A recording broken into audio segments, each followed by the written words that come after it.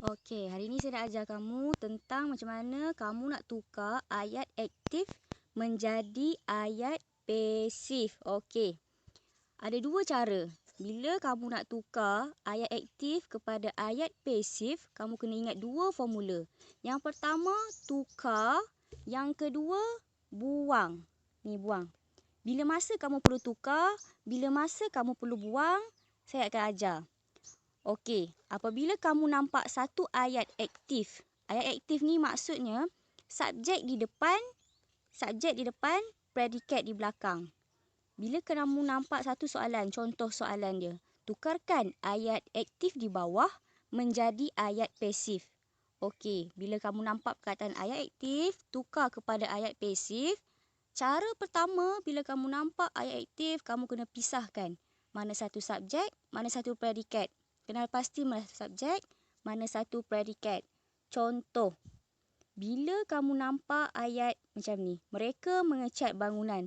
Kenal pasti mana satu subjek, mana satu predikat. Okey, bila kamu dah kenal pasti subjek, dalam ayat ni subjek dia mereka, subjek, predikat. Lebih ni predikat lah sampai titik. Okey, pertama, kenal pasti subjek. Yang kedua, bila dah kenal pasti subjek, kamu tentukan subjek ni kategori mana. Kata ganti pertama ke, kata ganti kedua ke, kata ganti ketiga. Okey, bila kamu dah tentukan kata ganti pertama dan kedua atau ketiga, yang tu kamu baru tahu nak guna formula tukar atau nak guna formula buang. Okey, kalau subjeknya adalah kata ganti pertama dan kedua, formulanya adalah buang. Kata ganti pertama dan kedua, formulanya adalah buang.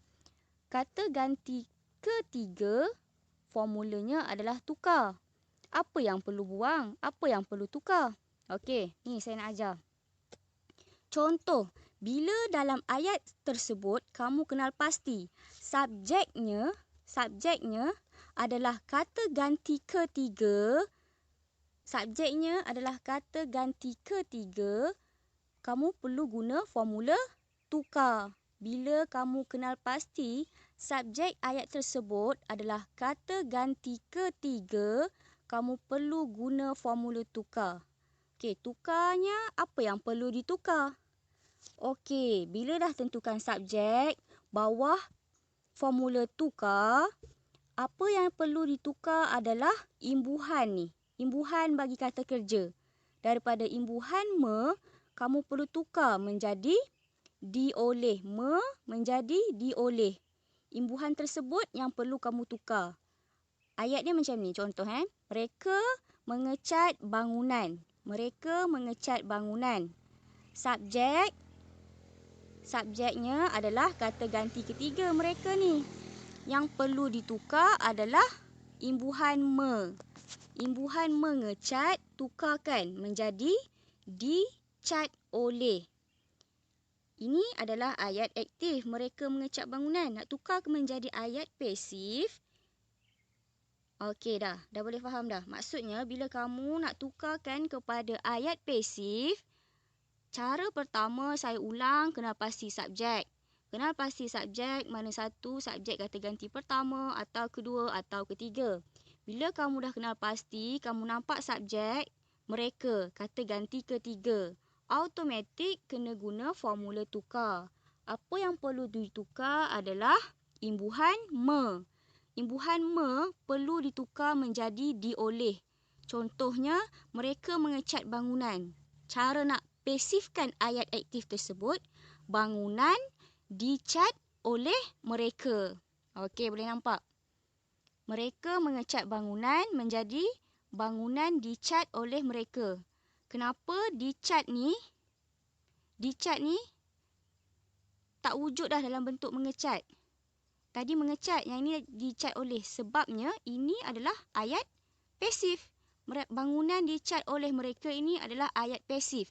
Soalan nak tukarkan ayat aktif, mereka mengecat bangunan menjadi ayat pasif. Inilah jawapan dia. Bangunan dicat oleh mereka. Okey, contoh yang kedua kamu tengok. Baginda. Baginda ni kata ganti ketiga juga. Kata ganti nama ketiga. Ayat dia, baginda meminta rakyat supaya bersabar. Okey, cara kamu nak pasifkan ayat aktif ni macam mana? Okey, cara yang saya ajar, saya ulang semula. Kenal pasti subjek. Subjek baginda, kata ganti ketiga. Automatik bila kata ganti nama ketiga, formulanya adalah tukar. Apa yang perlu ditukar? Imbuhan ni menjadi dioleh. Baginda meminta rakyat supaya bersabar. Okey. Subjeknya adalah baginda. Yang lebih ni, ayat sampai bersabar ni predikat.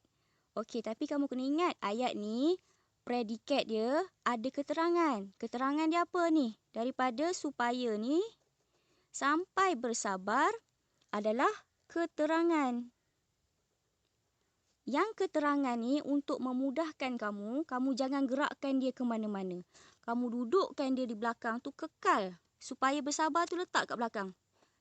Kedudukan dia statik. Di situ sahaja. Cara kamu nak tukar, rakyat diminta oleh baginda supaya bersabar. Okey, contoh dia macam ni. Rakyat diminta oleh baginda supaya bersabar. Okey, ayat aktif kepada ayat pasif. Yang pastinya kamu kenal pasti subjek. Saya ulang semula, kenal pasti subjek. Tentukan subjek tu mana kata ganti pertama, kedua, ketiga. Kalau subjek tu kata ganti ketiga, formulanya perlu tukar. Kata ganti ketiga ada berapa? Ada banyak. Ini contoh yang saya bagi. Mereka, baginda, beliau, dia dan juga nama orang. Okey, lepas kamu kenal pasti, okey, ayat ni kamu perlu tukar. Kena guna formula tukar. Kepada dioleh. Okey. Selepas kamu tukarkan, rakyat diminta oleh baginda supaya bersabar. Kamu nampak kedudukan dia? Kedudukan selepas ayat ni dipasifkan. Ayat ni dipasifkan menjadi macam ni. Macam sebelah kanan ni adalah setelah dipasifkan. Yang ini ayat aktif. Subjek ni kamu campak ke belakang. Contoh, bangunan dicat oleh mereka. Nampak kan? Subjek ni mereka. Dicampakkan ke belakang. Yang sebelah sini, yang saya tunjuk ni, yang ini adalah ayat pasif. Yang ini ayat aktif.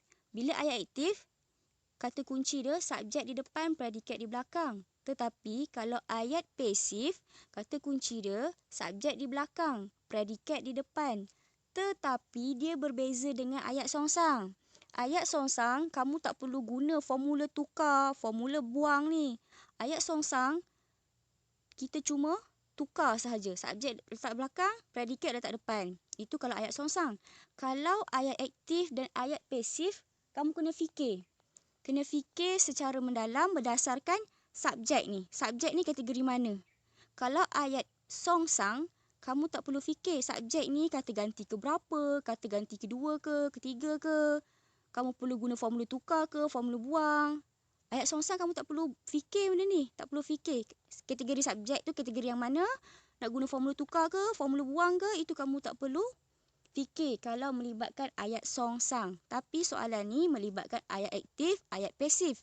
Bila ayat aktif dan ayat pasif, automatik. Kamu kena tahu subjek tu kategori yang mana. Kategori pertama, kedua atau ketiga. Kemudian, bila yang pertama dan kedua, formula dibuang. Kategori kata ganti nama ketiga, formulanya tukar. Okey, yang saya ajar ni, kategori kata ganti nama ketiga dulu. Yang tukar. Daripada imbuhan kepada imbuhan dioleh. Kalau ayat aktif ni, saya ulang, subjek dekat depan. Predikat dekat belakang. Okey, kalau ayat pasif, predikat dekat depan. Subjeknya dekat belakang.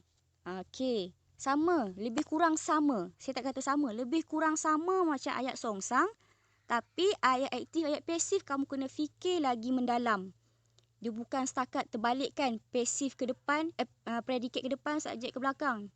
Kamu bukan setakat fikir benda itu sahaja. Kamu kena fikir subjek kategori mana, saya ulang, subjek kategori mana. Kemudian dah tentukan subjek tu kategori 1, 2, 3. Kata ganti nama pertama, kedua, ketiga. Baru tentukan formula tukar atau buang. Okey, yang ini saya rasa kamu boleh faham. Mudah selalu kamu buat. Tetapi yang menjadi masalah kamu, kebanyakan pelajar akan keliru bila melibatkan kata ganti nama pertama dan kedua. Bila melibatkan kata ganti nama pertama dan kedua, kamu perlu guna formula buang. Buang ni maksud dia, tadi di atas tukarkan imbuhan me tukar kepada dioleh. Tetapi kalau guna formula buang, imbuhan me ni buang terus. Jangan gunakan dah bila kamu nak pasifkan sesuatu ayat. Contoh, saya bagi ayat pertama. Ni ayat aktif ni. Saya mencuci kasut sekolah. Sebab apa ayat aktif? Sebab saya di hadapan. Saya ni predikat, subjek. Okey, saya ni subjek. Belakang ni predikat. Susunan dia subjek di depan, predikat di belakang. Sebab itu, ayat ni adalah ayat aktif. Ayat aktif, saya ulang, subjek di depan, predikat di belakang. Okey, apabila kedudukannya begini, soalan minta tukarkan kepada ayat pasif. Cara dia, kenal pasti. Saya ni subjek. Kategori mana? 1, 2, 3. Kategori kata ganti nama yang pertama. Bila kata ganti nama yang pertama, dia bawah formula buang. Maksudnya imbuhan me ni perlu dibuang. Okey. Sekarang ni bila dah fikir yang tu, sekarang kamu kena fikir. Ayat pasif, predikat di depan. Predikat di depan, subjek di belakang. Okey. Bila begitu, kasut sekolah ni predikat. Kamu kena bawa ke depan. Okey, bawa ke depan. Kasut sekolah. Tengok sebelah. Kasut sekolah saya cuci. Sebab apa kasut sekolah saya cuci? Yang ini adalah ayat. Ni ayat pasif dah. Sebab apa ayat pasif? Sebabnya saya ni subjek dah di belakang. Tetapi kamu tengok dekat depan, ayat aktif dia saya mencuci. Yang ni tinggal saya cuci. Maksudnya apa? Dah berlaku pembuangan imbuhan me. Ni. Imbuhan me dah dibuang. Itu sebab formulanya formula buang. Kamu kena buang imbuhan me ni. Imbuhan me perlu dibuang. Jadi kasut sekolah saya cuci. Ini ayat pasif. Kasut sekolah saya cuci adalah ayat pasif. Yang ini adalah ayat aktif. Okey, kita tengok contoh yang seterusnya. Okey, sampel saya, kita pun sama. Kalau ada kita sebagai subjek di depan, cara nak tukar sama macam saya ni. Aku, kami ni pun semua sama. Okey, yang seterusnya, anda. Kamu tengok contoh anda ni. Anda harus menyiapkan kerja itu. Okey, yang perlu dibuang adalah imbuhan me. Nampak? Saya ulang semula.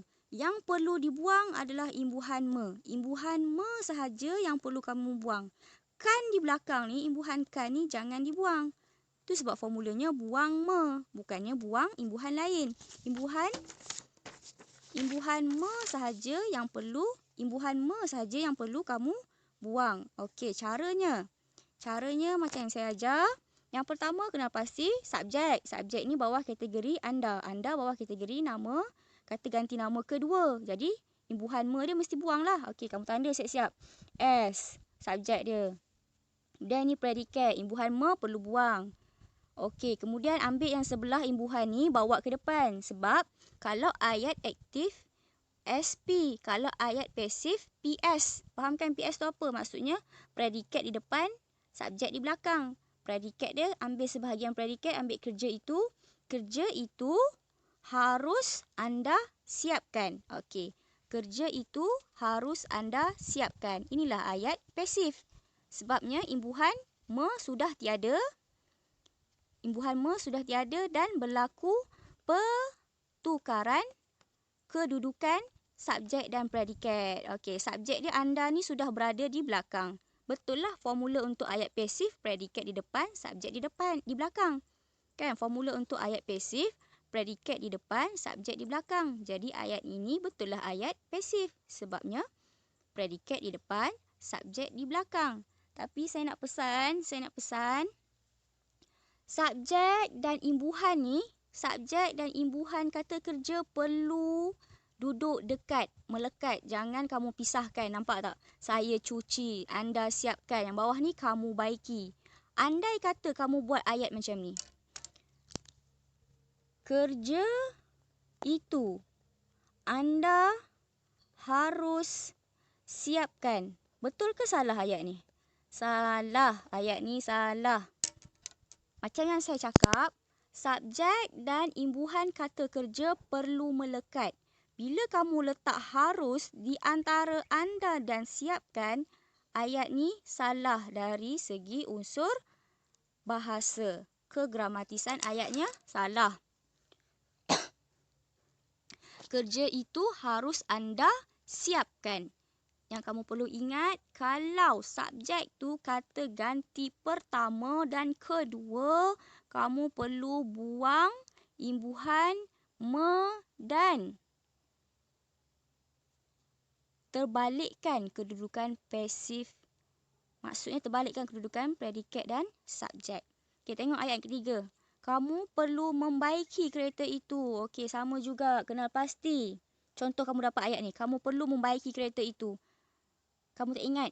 Yang ini guna formula tukar ke formula buang? Kamu tak ingat kan mana satu formulanya? Tak apa. Kamu tengok subjek dia. Subjek ni kategori kamu. Kata ganti nama yang kedua. Jadi subjek. Okey, macam mana kamu tahu itu kata ganti nama kedua, ketiga, pertama? Yang melibatkan diri kamu seorang itu adalah kata ganti pertama. Yang melibatkan diri kamu dan kawan kamu itu adalah kata ganti yang kedua. Okey. Okey, maaf saya silap. Kata ganti pertama adalah kata ganti yang melibatkan diri kamu. Ada diri kamu. Bila tiada diri kamu, melibatkan pihak kedua, itu adalah kata ganti yang kedua. Okey, nak mudah fahamlah. Itu sebab saya, kita, aku, kami. Kan, bawah kata ganti yang pertama. Sebabnya, kita, kami masih melibatkan diri kamu. Bila masih melibatkan diri kamu, maksudnya adalah kata ganti yang pertama. Bila yang bawah ni, anda, awak, engkau, kamu, tidak melibatkan diri kamu kan? Jadi, adalah kata ganti yang kedua. Okey, tengok ayat yang ketiga tadi. Bila kamu nampak kamu perlu membaiki kereta itu. Apa yang perlu aku buat bila dapat ayat macam ni? Macam mana nak tukar kepada ayat pasif? Dia formula mana satu? Tukar ke buang Okey, kamu tengok balik subjek dia. Yang penting subjek. Dapat kenal pasti subjek kategori tukar ke kategori buang? InsyaAllah kamu akan dapat jawab soalan tersebut. Okay, contoh, kamu ni kata ganti yang kedua. Bila kata ganti yang kedua, kamu perlu guna formula buang. Buang imbuhan me. Okey, kamu tanda siap-siap. Gariskan buang. Pangkah siap-siap imbuhan me. Okey, kemudian apa yang perlu kamu buat? Ambil selepas kata kerja ni, ambil selepas dia, ambil ni, kereta itu bawa ke depan. Sebab hukum ayat pasif, mesti predikat di depan, subjek di belakang.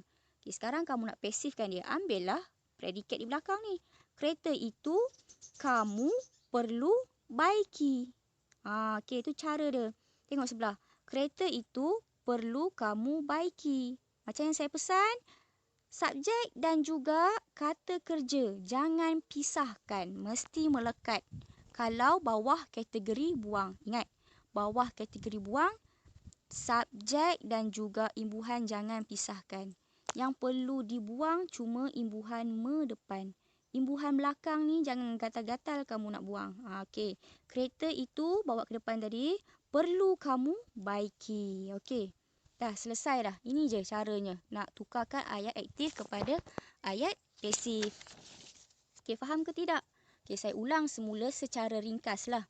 Okey, bila ayat aktif, formulanya subjek di depan, predikat di belakang. Itu hukum bagi ayat aktif. Hukum bagi ayat pasif, predikat di depan, subjek di belakang. Itu hukum dia. Kalau kamu tengok hukum ni sama macam ayat songsang.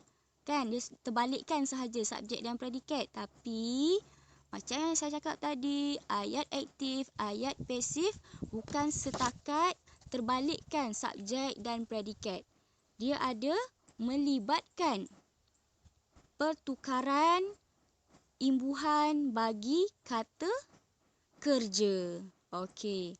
Bila kamu dapat soalan, tukarkan ayat aktif di bawah menjadi ayat pasif. Perkara pertama yang perlu kamu buat adalah kenal pasti subjek. Kenal pasti subjek, sama ada subjek tersebut kategori mana. Kamu dah kenal pasti kategori pertama, kategori kedua atau kategori ketiga. Kalau kata ganti nama yang pertama dan kedua, kamu kena ingat dalam minda kamu, dalam otak kamu bahawa melibatkan formula buang. Apa yang perlu dibuang? Imbuhan me yang perlu dibuang. Begitu juga dengan kata ganti nama ketiga. Bila kamu kenal pasti subjek tersebut adalah kata ganti nama yang ketiga, maksudnya kamu perlu tukar imbuhan me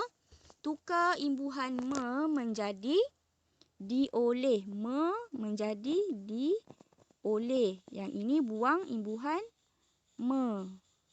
Okey.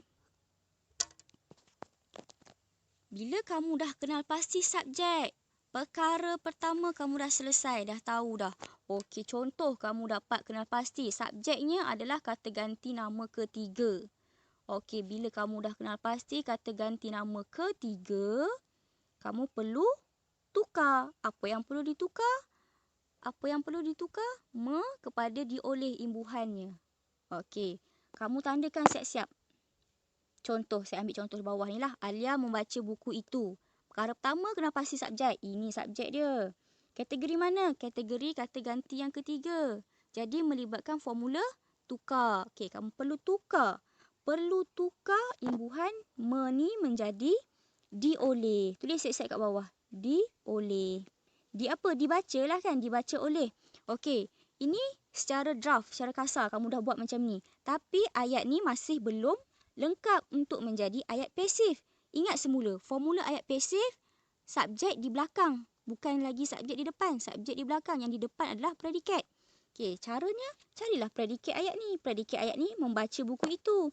Tetapi membaca ni dah melibatkan tukar. Kamu dah tukar dia menjadi dioleh.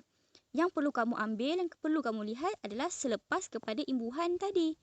Buku itu ni perlu kamu bawa ke depan. Buku itu dibaca oleh Alia. Menjadilah ayat pasif seperti ini. Buku itu dibaca oleh Alia. Okey, betul lah ayat ni. Okey, contoh kita. Okey, saya bagi contoh ayat lain. Contoh dia, kami telah menyiapkan tugasan itu. Okey, kamu tak tahu macam mana cara nak buat ni? Tukar ke? Buang ke? Okey, perkara pertama, kenal pasti subjek. Kenal pastilah subjek. Mana satu subjek dia? Subjeknya yang ini. Subjek dia di depan, kami. Kami ni kata ganti yang kedua ke yang pertama? Kata ganti yang pertama, kami. Jadi perlu tukar ke buang?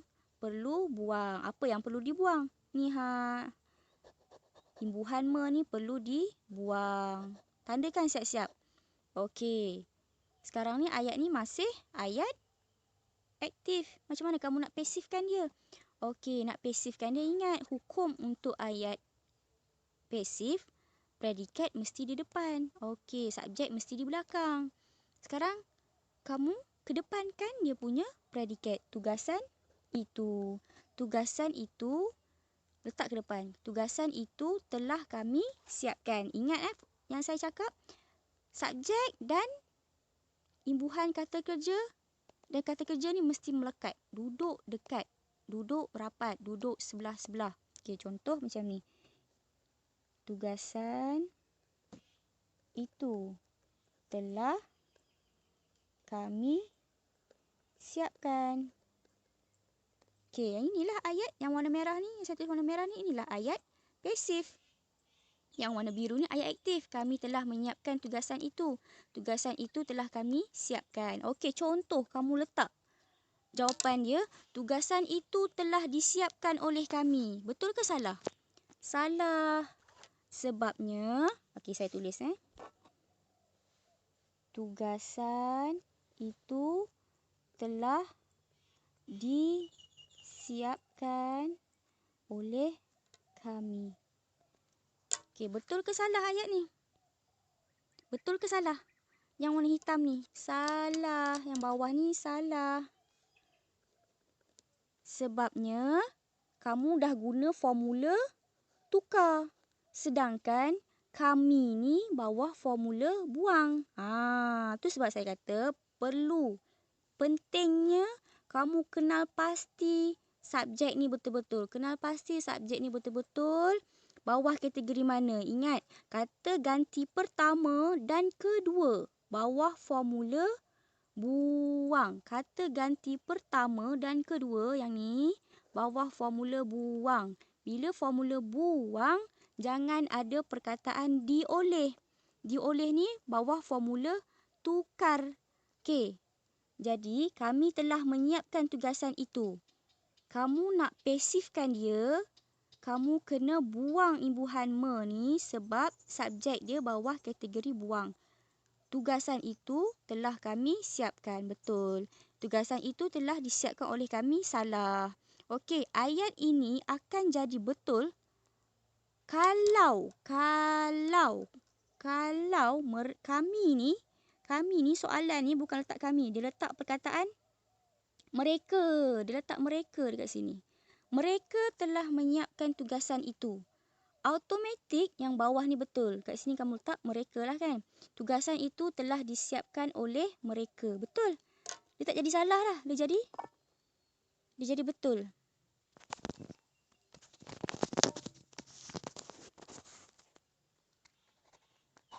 Okey, dia jadi betul lah.